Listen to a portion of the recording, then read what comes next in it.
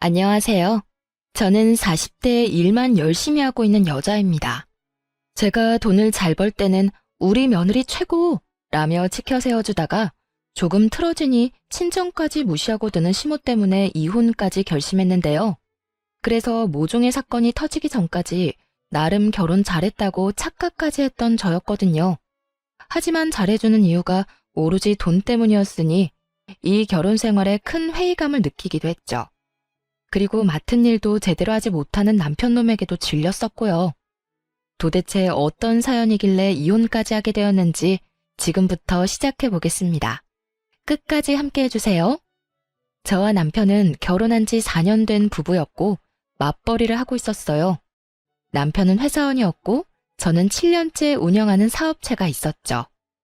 결혼을 하기 전부터 운영하던 사업은 어느 정도 자리를 잡은 상태였기에 고정적인 매출이 있는 상태였고 벌이가 좋은 달엔 남편의 월급 3배를 넘기는 달도 있었어요. 남편은 이런 사실을 시댁에서도 떠들고 다녔고 그 덕에 시모 역시 제가 남편보다 벌이가 좋다는 것을 알게 되었죠. 엄마, 이 사람 이번 달 매출 내 월급 3배 가까이 된다?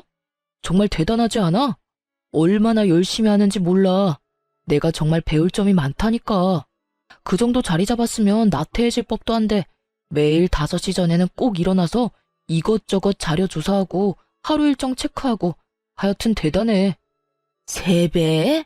그 정도로 차이가 난단 말이야? 우리 며느리가 대단하네. 여자가 사업하는 것도 대단한데 그 정도로 능력이 좋았단 말이야? 엄마가 몰라봤네. 아니에요, 어머님. 늘 이 정도 매출이 나오는 건 아니고요. 간혹 유난히 매출이 좋은 달에만 이래요. 겸손하기는 다 우리 며느리가 부지런해서 사람들이 알아봐주는 거야. 어찌됐든 우리 아들이 여자 하나는 잘 골라왔어. 이런 능력이 있는 사람이 내 며느리가 되고 말이야. 이렇듯 늘 저에게 좋은 말, 존중해주는 태도로 대해주었고 저 역시 시모에게 잘하려고 했었어요. 잠잘 시간도 부족한 와중에도 시댁 행사는 단 한 번도 늦거나 빠진 적이 없었고 전화통화도 자주 하려고 노력했죠. 그렇게 저흰 큰 소리 한 번 나는 일 없이 4년째 잘 살고 있었습니다. 평화로운 나날에도 걱정스러운 점이 없었던 건 아니었어요. 저의 걱정은 바로 자녀 계획이었는데요. 아무리 노력해도 자연 임신이 되지 않아 병원 도움이라도 받아야 하나 고민을 하게 되었죠. 여보, 우리 병원에 가볼까? 자연 임신을 할 수 있으면 좋겠지만 아무래도 힘들 것 같아. 그래서 당신만 괜찮다면 병원에 가고 싶은데 어때? 난 좀 망설여지긴 하는데 당신이 원하면 가자. 날짜 정해지면 말해줘. 나도 미리 회사에 쉰다고 해야 하니까. 알겠어. 남편이 싫다고 하면 어쩌나 했는데 생각보다 쉽게 알겠다고 하더라고요. 전 병원을 알아보며 시간을 조정하고 있던 중이었어요. 저희가 병원에 갈 예정이라는 소식을 전해 들은 시모가 연락이 왔더라고요. 여보세요? 어머님. 그래, 아가. 소식 전해 들었다. 이제 임신 준비를 한다고? 네, 이제 슬슬 준비해야 할 것 같아요. 아직 소식이 없어서요. 저희도 나이도 있으니 지금부터 노력하지 않으면 나중에 더 힘들어지지 않을까 싶어서요. 전 당연히 시모가 기뻐할 줄 알았어요. 왜 다들 시댁에선 손주를 기다리지 않나요? 하물며 저흰 결혼하고 4년째 아무 소식도 없었으니 저희가 임신을 준비한다고 하면 당연히 기뻐할 줄 알았는데 그게 아니었습니다. 너희 혹시나 우리 생각해서 임신하려고 하는 거면 그러지 않아도 된다. 요즘같이 좋은 세상에 굳이 꼭 자식이 있을 필요가 있겠니? 그냥 너희끼리 즐기면서 살아도 좋지 않겠어? 아니에요. 일 때문에 정신 없어서 신경을 못 써서 그렇지. 전 딸, 아들 구분 없이 많이 낳고 싶은걸요. 이제 일은 좀 줄이고 아이 낳고 키우는 데 집중하려고요. 내가 너 그럴까봐 자식 낳지 말라는 말이야. 일을 줄이긴 왜 줄이니? 물이 들어올 때 놓쳐야지. 언제까지 네가 그렇게 잘 번다고 장담할 수도 없고 지금 잘 벌릴 때 벌어놔야 할 것 아니야. 그러니까 임신은 더 미루고 일단 돈부터 더 벌어. 제대로 선을 넘는다고 생각했어요. 다른 이유도 아닌 돈 때문에 임신을 하지 말라니.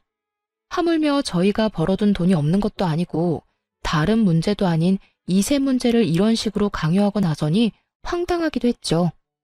그 짧은 순간에 많은 생각을 했습니다. 대꾸해봤자 말만 길어질 테니 그냥 네라고 대답만 하고 한 귀로 듣고 한 귀로 흘려버릴까 하는 생각도 했지만 그건 아니라는 생각이 들었어요. 잠시 귀찮은 걸 피하자고 앞으로 더 귀찮아질 것이 뻔한 선택을 할 순 없는 노릇이었으니까요. 그래서 시모의 기분이 상하더라도 제 생각을 분명히 전했죠. 어머님, 이 문제는 저희가 알아서 할게요. 다른 문제도 아니고 이세 문제는 저희가 알아서 결정하고 책임지는 게 맞는 것 같아요. 그리고 제가 임신한다고 해서 아예 일을 쉬는 것도 아니고 일을 좀 쉰다고 한들 저희가 굶어 죽는 것도 아니에요. 그러니까 어머님도 이 문제는 저희한테 맡겨주세요, 그냥. 그런 말이 어디 있니? 집안의 어른이 하라고 하면 넌 그냥 시키는 대로 하면 되는 거야. 그리고 네가 쉬면 내 아들이 힘들어질 거 아니니? 내 아들이 힘들어지면 당연히 나한테 주던 용돈도 줄어들 거고. 그리고 애 낳고 키우는데 돈이 얼마나 많이 드는 줄이나 아니? 다 여러 사람 생각해서 하는 말이니 잔말 말고 내 말대로 해. 당시 저희는 돈 관리를 따로 하고 있었는데 제가 알기론 남편은 꽤 큰 금액의 용돈을 시댁에 주고 있었어요. 그런데 제가 임신 준비를 하겠다고 하자 자신에게 주던 용돈이 끊어질까 걱정스러웠던 시모가 불편한 기색을 드러내며 반대하고 나선 것이었죠. 이날 전 시모의 막무가내 면모를 처음 경험하게 되었고 그간 제가 봐왔던 친절하고 상냥하던 모습이 본 모습이 아니었던 걸 처음 깨달았습니다. 무조건 자신의 말을 따르라는 강압적인 모습에 깜짝 놀라기도 해서 그런 건 저희가 알아서 한다고 말하고 바로 전화를 끊어버렸어요. 그날 저녁 남편이 집으로 돌아와 한 소리를 하더라고요. 당신 우리 엄마한테 그딴 말 한 게 사실이야? 우리 일은 앞으로 상관도 하지 말라고 했다며. 우리 가족 일인데 왜 어머님이 나서냐는 말까지 하면서 말이야. 어떻게 그런 식으로 말할 수가 있어? 우리 엄마는 다 당신 몸 망가지고 일에 지장 있을까봐 걱정되어서 어렵게 꺼낸 말이라고 하는데. 시모는 제가 하지 않은 말까지 덧대어 남편에게 하소연을 한 듯했고 남편은 화가 많이 나 보였어요. 하지만 그 말을 들은 저 역시 화가 많이 났으니 시모의 막무가내 화법을 들먹이며 남편에게 전부 쏟아부어 버렸습니다. 어머님이 그래? 어머님 진짜 다시 봤네. 어떻게 내 말을 그렇게 전할 수가 있어? 난 그저 어머님이 당신 힘들다고 애도 낳지 말고 둘이서 살라고 해서 우리 문제는 우리가 알아서 한다고 했을 뿐이야. 기분 상하셨겠지. 그런데 나 역시 유쾌한 기분은 아니었거든. 어떻게 임신 준비한다는 며느리한테 임신이고 뭐고 돈이나 벌라고 말할 수 있어? 내가 무슨 돈 벌어오는 기계야? 아니잖아. 나도 당신 닮은 내 자식 낳아서 키우고 싶어. 그러면서 나도 행복하게 잘 살고 싶다고. 우리가 돈이 없는 것도 아니고 벌어둔 돈도 있고 내가 못 벌면 당신이 벌 수도 있는 거 아니야? 왜 어머님은 내가 안 벌면 우리가 당장 망할 것처럼 말씀하시는데. 그리고 뭐? 본인 용돈 끊기는 꼴은 절대로 못 본다고? 우리가 어머님 용돈 드리려고 이세 계획도 못 세우는 거야? 그런 말이 아니잖아. 엄마는 그저 우리 걱정돼서 그런 거야. 그걸 당신이 그런 식으로 받아들인 거고. 그런 식으로 받아들인 게 아니라 그런 식으로 어머님이 말한 거야.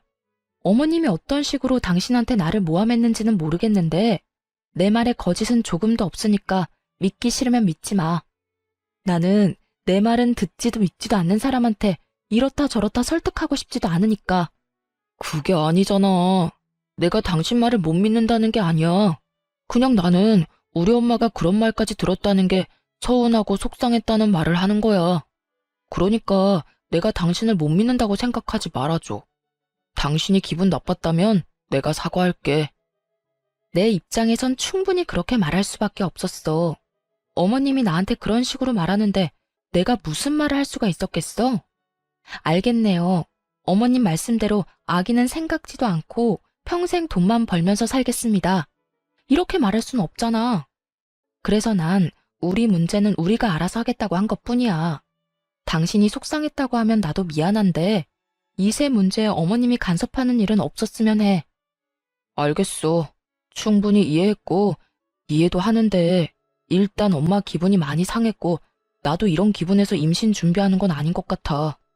당신도 그런 상태에서 임신 준비하고 싶진 않을 거 아니야. 일단 좀 미루자. 적당한 때가 있겠지. 언성까지 높이며 대화를 나눈 결과 말도 안 되는 오해가 풀리기는 했지만 남편은 시모에게 단단히 교육을 받았는지 임신 준비는 미루자고 하더라고요.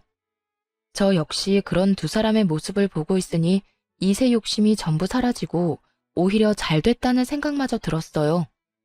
이렇게 반대하는 환경에서 덜컥 임신이라도 하는 날엔 그 나날들이 얼마나 고단할지 굳이 길게 생각해보지 않아도 뻔했으니까요.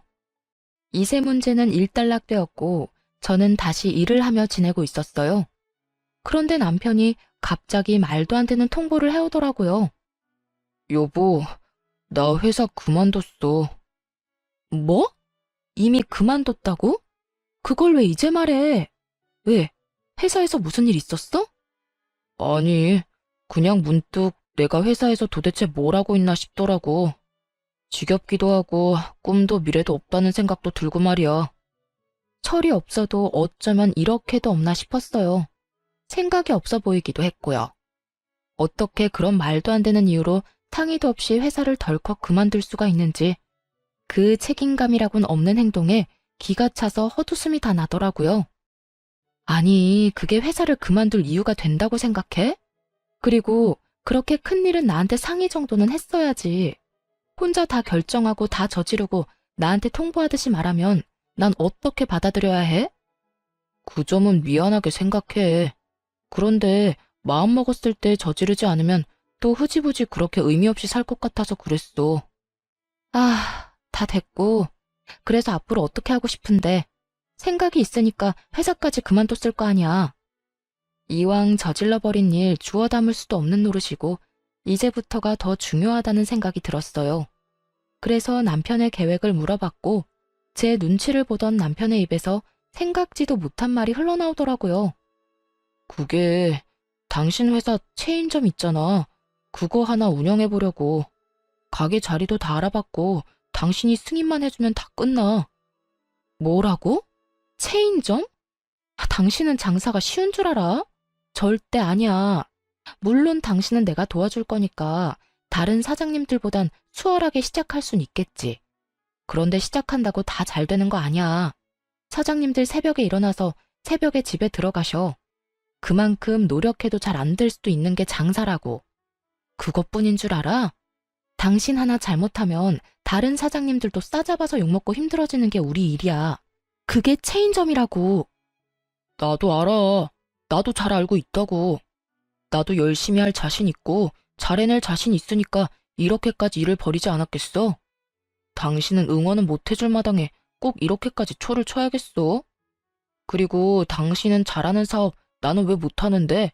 하물며 내가 당신처럼 본사 일을 하겠다는 것도 아니고 그깟 체인점 좀 내겠다는데 그것도 이렇게 미덥지 않아 할 만큼 당신한텐 내가 모자란 남자였어? 그런 말이 아니잖아. 당신 모자라고 부족하다는 말이 아니야. 그러면 됐네. 준비해야 하는 서류 빼먹지 않고 제출할 테니까 당신은 승인이나 해. 가게도 내가 알아서 얻고 다 할 테니까 당신은 상관하지 말라고. 어머님은 아셔? 당신 지금 이런 계획인 거 어머님은 아시냐고. 다른 것도 아닌 돈벌이에 대해서 그렇게 예민하게 굴던 시모인이 이 사태를 알면 모르긴 몰라도 저와 함께 반대해 줄 거라 믿었는데 참 제가 바보였더라고요. 오, 알아. 엄마가 먼저 가게 볼 생각 없냐고 했거든? 우리 엄마가 당신도 하는데 나는 왜 못하냐고 하더라. 장사하다가 잘 된다 싶으면 독립해서 당신처럼 사업이나 크게 해보라고도 했고 말이야. 그제야 이 말도 안 되는 모든 상황이 그려지더군요. 시모는 저와 다툰 후 제가 돈 좀 번다고 생색이나 낸다고 생각했던 것이고 그렇게 분노에 휩싸인 시모는 자기 아들도 사업을 안 해봐서 그렇지 하기만 하면 대박이 날 거라 믿어 의심치 않았던 것입니다. 그래서 남편에게 운을 띄우게 되었고 남편은 혹해서 회사까지 그만둬 버렸던 것이었죠. 이미 말리기는 늦었고 저렇게까지 하겠다고 하는데 참 어쩔 도리가 없더라고요. 그래서 전 남편이 하고 싶은 대로 두기로 했고 결국 남편은 대출까지 내서 가게를 차리게 되었어요. 처음에는 남편의 가게도 꽤 잘 되는 듯 했어요. 남편과 시모는 저에게 의기양양한 모습을 보이며 건방을 떨었고 전 그런 모습을 보며 불안해지기 시작했죠. 속된 말로 개업발이라고 들어보셨죠? 왜 장사라는 게 그렇잖아요. 처음 가게 문을 열면 지인들도 많이 오고 행사도 많이 하니 궁금해서 오는 사람들도 있기도 하고요. 그래서 순간적으로 매출이 좋은 것처럼 보이지만 그 거품이 사라지고 나면 그때부터가 정말 시작인데 두 사람은 그런 사실을 전혀 모르는 눈치였어요. 이것 봐. 내가 잘 될 거라고 했지? 사람 바글바글한 거 좀 봐라. 그러니까 말이다. 넌 다 좋은데 네가 좀 번다고 네 남편을 너무 무시하는 경향이 있어. 두고 봐라. 내 아들이 네가 관리하는 체인점 중에 매출 1위 하는 거 시간 문제일 테니까. 저도 그랬으면 참 좋겠네요. 당신, 그런데 여기 지금 당신 지인밖에 안 보여. 당신이 계속 지인 장사만 할 것도 아니고 단골 손님도 만들어야 하고 신규 손님도 만들어야 하니까 제발 잘 좀 연구해봐. 아, 진짜. 나도 그 정도는 알아. 그러니까 당신은 그 입 좀 다물어. 자꾸 초치는 말만 하지 말란 말이야. 그 순간 그 어떤 말도 하고 싶지도 않더라고요. 걱정해서 우러나온 제 호의의 말을 그저 초친다고 치부하는 남편에게 더는 아무 말도 하지 않았고 남편의 가게는 저의 예상보다 더 빨리 하락세를 맞고 있었습니다. 그저 가게를 열기만 하면 돈을 쓸어 모을 것이라 믿어 의심치 않았던 남편의 안일한 운영에서 비롯된 당연하고도 참담한 결과였죠. 그런 와중에도 남편은 반성 따윈 하지 않고 지인들만 믿으며 여전히 가게를 방치하고 있더라고요. 심지어 어느 달부턴 납품한 물품 대금조차 지급하지 못하고 있었고요. 제 사비로 메꿔주는 것도 한두 번이지. 결국 이대로 안 되겠다고 생각하게 된 저는 결국 남편에게 입을 열었어요. 당신 가게 어쩔 거야? 가게 왜? 무슨 일 있어? 무슨 일이 없다고 생각하는 거야, 지금? 당신 적자도 그런 적자가 없는 심각한 상황이잖아. 물품 대금도 결제 못하면서 무슨 일 있냐고? 내가 내준 것만 해도 4번이야. 알고는 있어? 아, 알고 있어. 그까짓 대금 얼마나 한다고 이래? 내가 다른 사람도 아니고 남편인데 그 정도는 당신이 감당해 줄 수 있는 거 아니야? 당신이 사장이잖아. 사장이라고 회사 돈 막 쓰는 줄 알아? 그런 게 횡령이라는 거야. 알아? 당신 대금 내 사비로 다 냈고 나한테도 부담스러운 금액이야. 그러니까 당신도 이제 결정을 내려. 결정? 무슨 결정? 좋은 경험했다고 생각하고 가게를 접던가 아니면 지금 가지고 있는 마인드를 다 버리거나. 당신 지금처럼 가게 운영했다간 집안 말아먹는 거 시간 문제야. 그러니까 둘 중에 결정해. 어떻게 할 거야? 남편의 입장에서 제 말이 기분 나쁠 수도 있다는 거 충분히 이해합니다. 하지만 제가 오죽했으면 이런 말까지 했을까요? 저도 수없이 고민하다 꺼낸 이야기인데 남편은 귓등으로도 듣지 않고 화를 버럭 내며 이렇게 말하더라고요. 내 일이야, 내 가게고. 당신이 상관할 바가 아니라고. 죽이 되든 밥이 되든 내가 다 알아서 잘할 거니까 당신은 상관하지 마. 나도 그랬으면 좋겠지만 그렇게는 못해. 당신이 말했다시피 내가 본사 대표고 당신은 내가 관리해야 하는 점주야.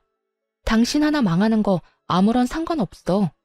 그런데 당신이 매장 관리를 그따위로 해서 매장 이미지가 무너지는 건 절대 안 돼. 그건 죽을 만큼 노력하는 다른 사장님들한테도 피해가 되는 일이니까. 그러니까 계속 하고 싶으면 당신도 죽을 만큼 노력해. 공든 탑, 당신이 한 번에 무너뜨리지 말란 말이야.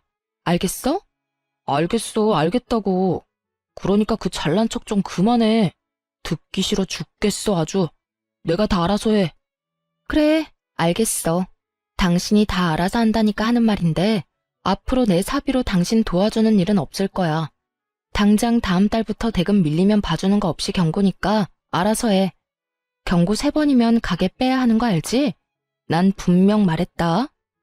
남편은 그런 저의 말을 따라하며 조롱까지 했고 전 그런 남편을 보며 실망감과 함께 우리의 끝이 다가오고 있다는 것을 어렴풋이 느끼게 되었습니다. 그렇게 남편과 저의 사이는 걷잡을 수 없이 멀어져 갔고 저 역시 상황이 점점 어려워졌어요. 일은 일대로 가정은 가정대로 힘이 드는 상태이니 제 사업에도 적신호가 들어오기 시작했어요. 적신호의 가장 큰 원인이 되었던 건 다름 아닌 남편의 매장이었는데 매장 운영을 개판으로 하니 그 평판이 바닥에 떨어져 버린 것이었죠. 그 피해는 다른 매장까지 옮겨가게 되었고 그 결과가 고스란히 회사 매출로 온 것이었죠. 결국 전 남편에게 전화를 걸어 화를 내게 되었고 남편은 그제야 상황의 심각성을 받아들이는 듯 했어요. 당신 진짜 이런 식으로 할 거면 간판 내려. 당신 때문에 지금 줄줄이 다 문 닫게 생겼다고. 거기엔 나도 포함이고. 그리고 메뉴 레시피를 당신 마음대로 바꾸면 어쩌자는 거야? 왜 당신 지점만 별점이 이렇게 낮냐고. 아니 그리고 도대체 직원 교육을 어떻게 했길래 직원이 손님한테 인사도 안 하고 계산도 해주지 않는다는 말이 나와? 그것뿐인 줄 알아? 위생관리도 지적 나오고 있어. 테이블 끈적거리고 식기도 더럽다고 하는데 누가 그런 식당에 가고 싶겠어? 지금 난리가 났으니까 이딴 식으로 할 거면 간판 내리고 다른 일 해. 알겠어? 알겠어. 지금 바로 매장 가서 직원 교육할게.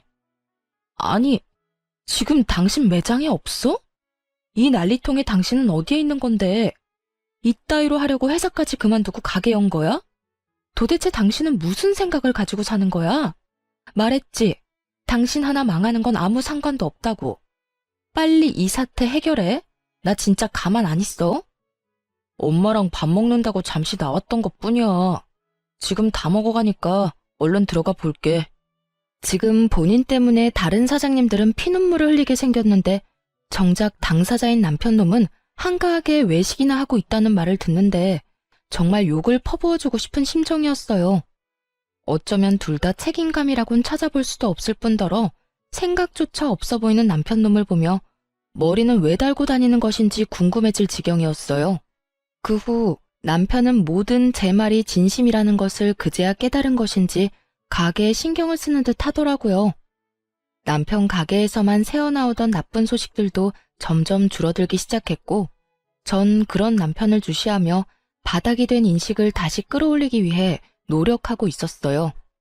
그것만 해도 정신없이 바쁜데 시모까지 나서기 시작하더군요. 남편이 생활이 힘들어지자 시모의 용돈을 주지 않고 있었는데 그 용돈을 저에게 요구하기 시작한 것이었죠. 예, 바쁘니? 아시다시피 정신없긴 하네요. 무슨 일 있으세요? 바쁘다고 하니 나도 본론만 하마. 나 용돈 좀 다오. 우리 아들이 늘 용돈을 줘서 생활이 가능했었는데 그 용돈이 끊기니 내가 생활이 안 되고 있어. 그러니 어쩌겠니? 너라도 줘야 하지 않겠어? 며느리도 자식이잖니. 지금 남편과 제가 어떤 상황인지 뻔히 다 아는 사람이 용돈이나 달라고 하고 있으니 정말 10원짜리 욕이 다 나올 지경이었어요. 어쩌면 사람이 저리도 뻔뻔하고 양심이 없을 수가 있는 것인지 어떤 면에선 참 대단하다 싶더라고요. 어머님, 저도 요즘 힘들어요. 그 일 때문에 다른 매장에도 피해가 이만저만이 아니었고 그 덕에 회사 전체 매출이 뚝 떨어졌다고요. 거기에다가 남편 가게 대금도 다 제가 메꾸느라 제 허리도 지금 부러질 지경이에요. 이런 제가 어머님 용돈까지 챙길 여유가 있다고 생각하세요? 저희도 지금 힘들어서 한동안은 어머님 챙길 여유가 못 되니 그렇게 하셨으면 좋겠네요. 뭐? 너 지금 말 다 했니? 너 계속 우리 아들 탓만 하는데 내가 이야기 다 들었어. 이거 왜 이래? 네가 우리 아들은 잘하고 있는데 사사건건 시비 걸면서 길하는 기는 다 죽이고 도움 줘야 할 것도 안 주면서 가게 망하게 했다는 거 내가 모를 줄 알아? 그 어미의 그 자식이라는 말이 딱 맞더라고요. 없는 말 지어내서 사람 하나 모질게 만드는 건 시모나 남편이나 매한가지였어요. 그렇게 뭘 모르고 남탓만 하고 있으니까 가게가 망하고 있는 거죠. 그동안 어머님 아들이 가게를 얼마나 방치를 했으면 그 지점만 별점이 별 하나도 안 돼요. 손님들이 뭐라는 줄 아세요? 지불한 돈이 아깝대요. 위생도 문제고 음식도 하나같이 맛없다는데 이게 다 남편이 재료 아끼고 멀쩡한 레시피도 자기 편한 대로 바꾸니까 생기는 일이죠. 거기에다 제가 도움을 안 주기는 뭘 안 줬다고 그러세요? 저요, 가게 대금을 몇 달치를 제 사비로 다 해줬다고요. 그래서 지금 이렇게 힘든 건데 뭘 알고 떠드세요? 그러거나 말거나 그건 다 네 사정이니 난 모르겠고 다 네 잘못이라는 내 생각엔 변함이 없다. 어디 버릇없이 어른이 말하는데 꼬박꼬박 말대꾸나 하고 말이야. 이렇게 기가 세니 내 아들이 하는 일이 다 망하는 거 아니겠어? 더는 너랑 이야기하기 싫으니 왈가왈부 긴 말하지 말고 계좌번호 보낼 테니 얼른 100만 원 보내. 시모는 전화를 끊어버렸고 저는 당연히 용돈을 보내지 않았을 뿐더러 모든 연락을 피해버렸습니다. 그렇게 연락은 잘 피하며 지냈는데 명절이 다가오더라고요. 어떻게 해야 하나 걱정이 앞서고 있는데 시모에게서 또 전화가 오더군요. 다른 때 같았다면 그냥 무시했겠지만 명절을 앞두고 있기도 하고 도대체 무슨 말을 하고 싶어 이리도 연락이 오나 싶어 전화를 받게 되었습니다. 예, 명절에 집에 올 때 여분 옷 많이 가지고 오거라. 네? 하루 자고 오는데 옷은 왜요? 이번엔 하루 말고 우리 집에서 명절 끝날 때까지 있다가 가려무나. 내가 몸이 안 좋아서 네가 오면 이것저것 해야 할 게 많아. 그리고 명절 연휴 딱 맞춰서 오지 말고 그 전날에 와서 집 싹 대청소도 하고 음식 준비하거라. 그리고 명절 마지막 날에도 집에 기름 냄새 안 남게 대청소 한 번 더 하고 가고 또 이불 빨래도 싹 해야 한다. 세탁기 돌릴 생각 말고 발로 팍팍 밟아서 빨면 되니 짧은 옷 챙겨오거라. 다른 건 집에 오면 알려줄 테니 옷이나 잘 챙겨와. 괜히 옷 없다는 핑계 대면서 집에 간다고 할까봐 미리 하는 이야기야. 어머님, 청소 빨래 다 좋은데요. 그러면 저는 친정은 언제 가요? 명절인데 저도 친정은 가야 할 거 아니에요. 친정? 안 가면 되지 않니? 굳이 명절에 친정에 가야 하니? 그냥 전화나 한 통 해주려무나. 그러면 되지 않았니? 차 밀려 왔다 갔다 기름값 써야 해. 여러모로 낭비 아니니? 요즘 회사 사정도 안 좋다면서 왜 길거리에 돈 벌어가면서 몸을 피곤하게 만드니? 그리고 사돈도 너 안 오는 게 더 편하고 좋은 거다. 웃기지도 않더라고요. 지난 4년간 차례만 지내고 나면 친정에서 기다린다며 등까지 떠밀며 보낸 사람이 시모인데 저딴 말을 당연하다는 듯 짓거리고 있으니 어이가 없기도 했고요. 더 어이가 없는 게 뭔지 아세요? 옆에서 전화통화를 듣고 있던 남편놈이 시모 말이 다 옳다는 양 고개를 세차게 흔들고 있는 모습이었어요. 아무리 상황이 많이 다르다고 한들 이토록 잘 됐다 싶어 저를 못 잡아먹어 안달인 사람들을 보며 더는 결혼 생활을 유지할 필요가 없다고 생각했죠. 그만큼 이 말도 안 되는 대회에 화가 나 있었고 이대로 당하고만 있지 않기로 결심했어요. 시모가 시댁으로 오라던 날이 다가왔고 저는 일이 있으니 남편에게 먼저 가 있으라며 남편을 먼저 시댁으로 보내버렸죠. 그리고 저는 친정으로 와버렸고요. 그렇게 부모님과 시간을 보내며 있는데 저녁 때가 되자 남편에게 전화가 오더라고요. 당신 어디야? 가게에 큰일 생겼어? 안 오고 뭐해? 남편의 목소리는 조금 화가 난 듯했고 저는 그런 남편에게 아주 태연한 목소리로 대답했어요. 나 여기 친정인데 왜? 뭐 친정? 지금 왜라는 말이 나와? 오늘 우리 집에 와서 빨래랑 청소해준다고 했었다며. 그런 사람이 지금 친정엔 왜 가 있는 거야? 우리 집에 내가 와 있는 게 그렇게 놀랄 일이야? 이렇게 화낼 일이냐고. 아, 청소랑 빨래 때문이야? 그건 당신이 해야지. 당신 부모님이 지내는 집이고 당신 부모님이 깔고 덮는 이불인데 나보단 당신이 해야 하는 게 더 맞지 않아? 너 진짜 왜 이래? 머리라도 다친 거야? 당장 못 와. 명절이 코앞인데 며느리가 시댁에 와야지. 친정에 가 있으면 어쩌자는 거야? 어쩌긴 어째. 각자 집에서 명절 보내면 되지. 어머님이 이런 말을 하더라고. 친정에는 안 가도 된다. 차도 밀리고 왔다 갔다 기름값 낭비라고. 들어보니 맞더라고. 요즘 당신 덕분에 회사 사정도 안 좋은데 내가 굳이 기름값까지 버려가며 시댁 가서 몸고생 마음고생 할 필요가 없겠더라고. 그래서 그냥 바로 친정에 왔어. 난 여기서 좀 쉴 테니까 당신 엄마한테 말 좀 전해줄래? 명절 당일에 안부 전화 드릴 테니까 그때 통화하자고. 그러면 끊자. 야, 아니, 당신 지금 좀 흥분한 것 같은데 오늘은 친정에서 쉬고 내일은 꼭 와. 알겠어? 내일은 와서 음식 준비해야 할 거 아니야. 오늘은 내가 당신 바쁘다고 해줄 테니까 내일은 꼭 오란 말이야. 코웃음을 치며 전화를 끊자마자 전원을 꺼버렸습니다. 처음엔 저를 어떻게 해서든 시댁에 보내려던 친정 부모님도 남편과의 통화를 듣고는 그냥 편히 쉬라고 하시더라고요. 제가 간단히 자초지경을 설명하기도 했고요. 그렇게 오랜만에 부모님과 편안한 시간을 보냈어요. 다음 날이 되었고 점심시간이 지나자 애가 탄 남편이 친정으로 찾아왔더라고요. 무례하게 처가 식구들에게 인사도 하지 않은 채 그저 제 손을 막무가내로 잡아 끌며 똑같은 말만 반복하고 있었죠. 당신 진짜 왜 이래? 자세한 이야기는 가면서 하고 얼른 나와. 남편은 언성을 높이며 닥달했고 저는 남편의 손을 거칠게 뿌리치며 말했습니다. 도대체 왜 그러냐고? 그걸 몰라서 물어? 내가 호구짓이나 하려고 결혼한 줄 알아? 용돈 달라고 해서 안 줬더니 뭐? 이불 빨래 대청소 음식까지 다 하라고? 내가 왜 내가 다 해야 하는데? 그까지 집안일 좀 하면 큰일 나? 우리 엄마 나이도 있고 해서 힘드니까 당신한테 좀 해달라고 하는 거 아니야. 그깟 집안일? 해드릴 수 있지 왜 못하겠어. 그런데 어머님 심보가 고약하잖아. 돈 받아갈 때는 그깟 집안일 뭐가 힘드냐고 혼자 할 수 있다던 분이 이제는 못한다는 그 심보가 뭔데? 나 싫고 미우니까 시집살이 시키겠다 이거 아니야. 그리고 당신 엄마 용돈은 당신이 챙겨주기로 한 거였잖아. 그런데 왜 나한테 이 난리냐고. 그게 끝인 줄 알아? 친정엔 전화나 한 통 해주라고? 그걸 말이라고 해? 나도 귀하디 귀한 외동딸이야.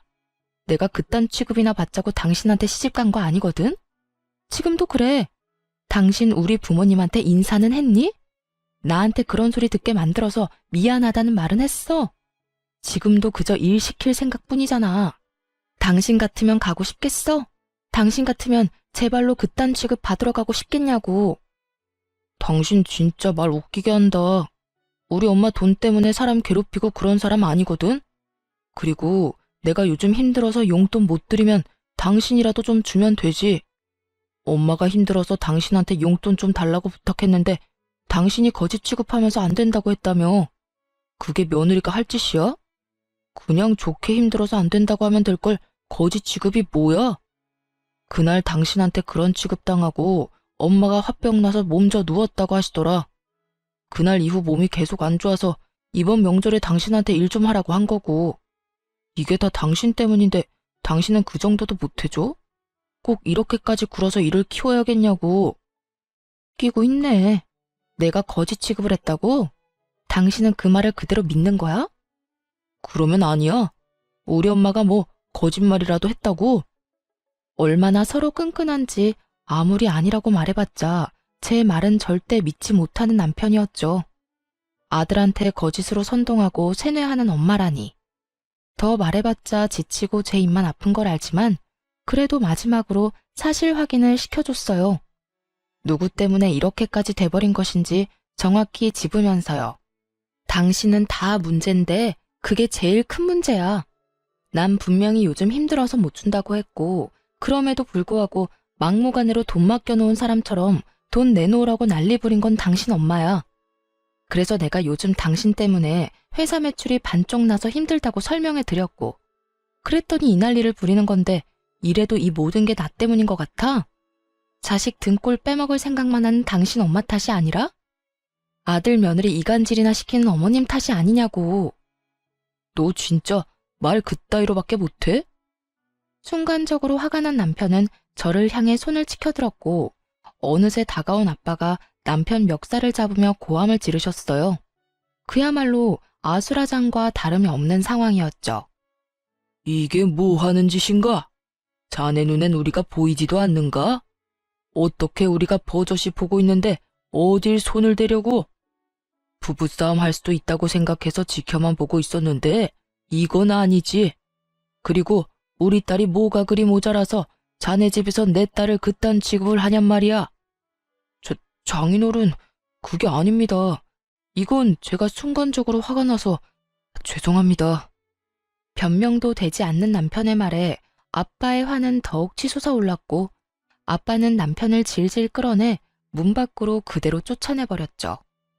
죄송이고 나발이고 더는 너 같은 인간한테 내 딸 못 맡기니 당장 썩 꺼져. 남편은 처음 보는 아빠의 모습에 겁을 먹은 것인지 아무 말도 하지 않고 꽁지 빠지게 도망을 치더라고요.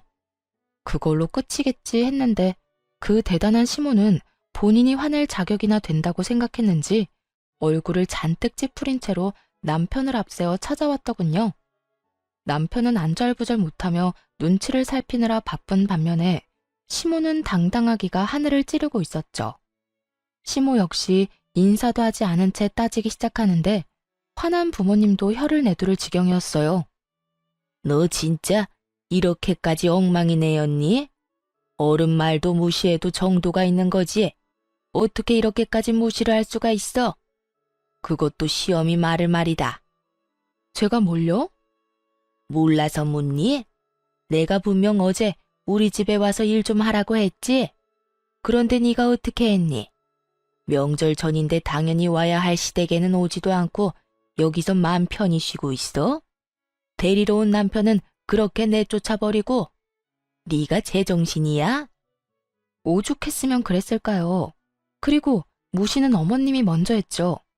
저희 부모님 무시하면서 기름 아깝다고 가지 말라면서요. 그래서 저도 시댁엔 갈 필요가 없다고 느낀 것뿐이에요. 지금도 보세요. 얼마나 제 친정을 무시하셨으면 들어서는 그 순간부터 지금까지 부모님한테 인사조차 안 하셨잖아요. 그 어렵다는 사돈집에 들이닥쳐서 이렇게 할 말 다 하는데 정말 예의가 없으시네요. 최소한 인사 정도는 해야죠. 다른 사람도 아니고 네가 예의 따지니까 내가 참 웃기는구나. 너는 예의를 그렇게나 중시해서 여기서 이러고 있니? 명절 전날에?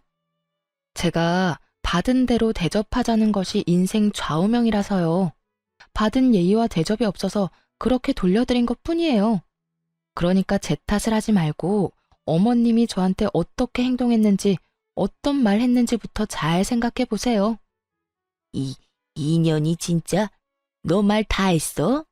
너 내가 오냐오냐 해줬더니 어른 무서운 줄 모르는 것 같은데? 내가 그 버르장머리를 싹 뜯어 고쳐주마.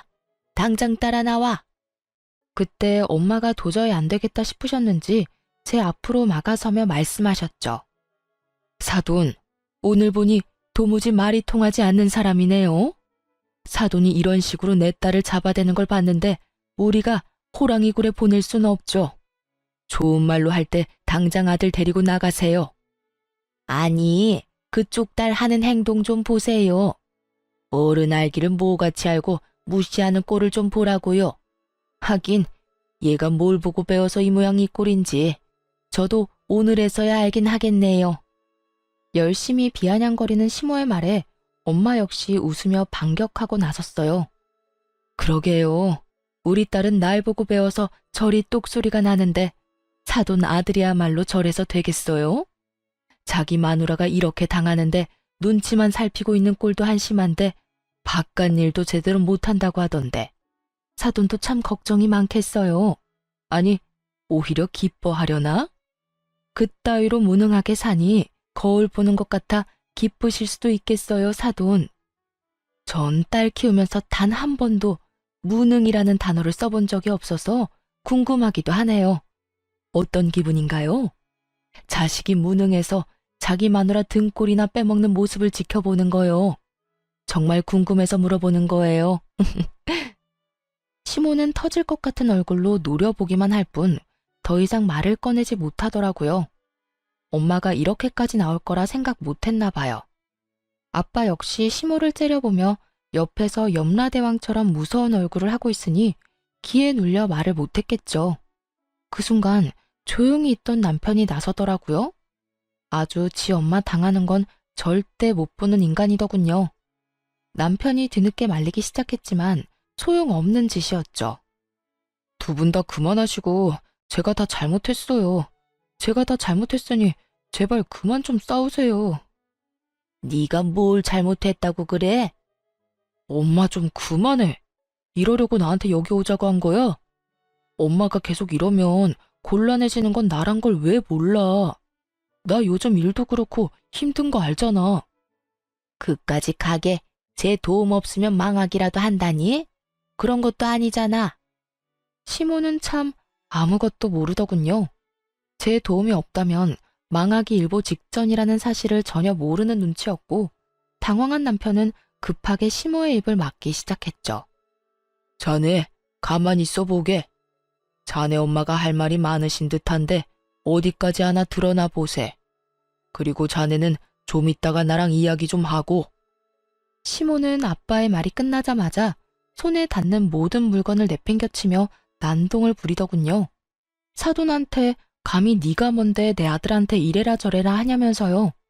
부모님이 욕을 한 것도 아니었고 나쁘게 이야기한 것도 아니었는데 갑자기 개거품을 물며 달려드니 대체 어느 부분에서 버튼이 눌렸는지 몰라서 황당했어요. 야, 니네가 뭔데 내 아들한테 명령질이야? 가만 보니 지금껏 쌍으로 내 아들 겁주고 괴롭혔지? 안 봐도 비디오지.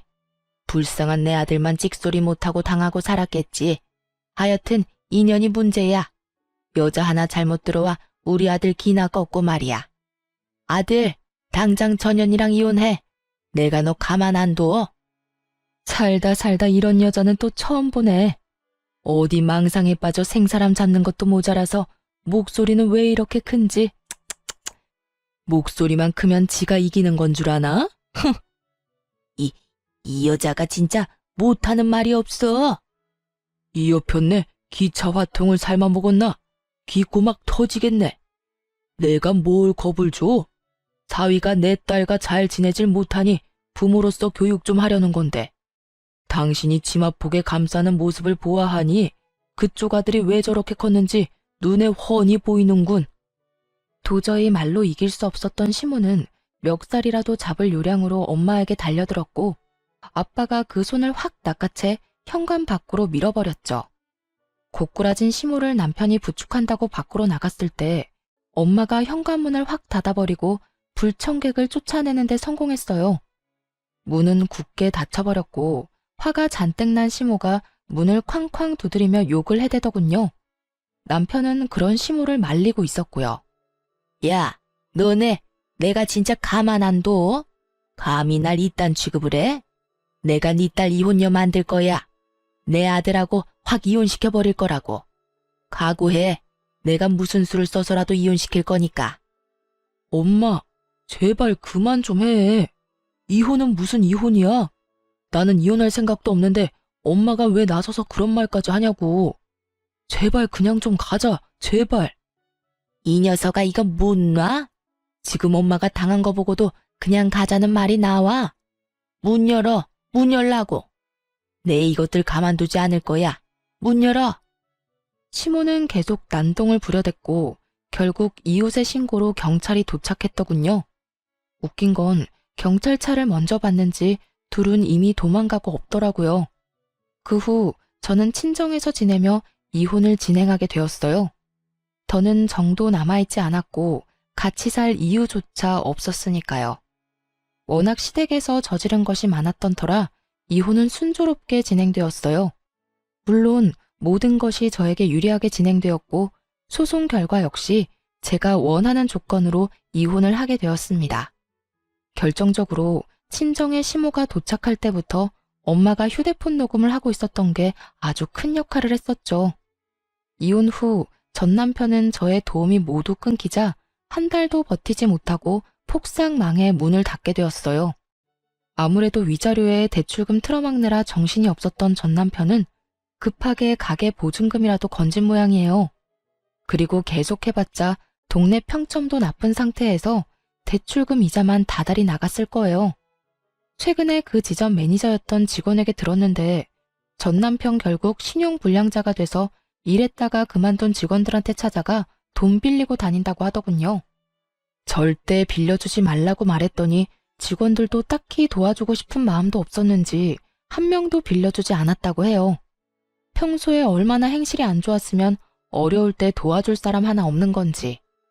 하긴 평소에 잘했으면 예전 회사 경력을 살려 다른 회사에 다시 취업이 될 수도 있었을 텐데 나이 많은 전 남편을 아무도 받아주질 않았던 모양이에요. 회사 입장에서도 차라리 신규 직원을 뽑으면 뽑았지 경력만 있고 그렇다 할 포트폴리오도 없는 무능력한 전 남편을 저 같아도 뽑지 않을 것 같긴 해요. 결국 경력만 믿고 호기롭게 그만뒀던 전 남편은 가게도 망하고 말 그대로 낙동강 오리알 신세가 되어버렸죠. 전 시무는 그런 아들 꼴을 지켜보며 정말 화병이 생겨 자리 깔고 몸져 누워버렸다는 소식도 들을 수 있었고요. 저는 여전히 회사를 운영하며 잘 지내고 있습니다.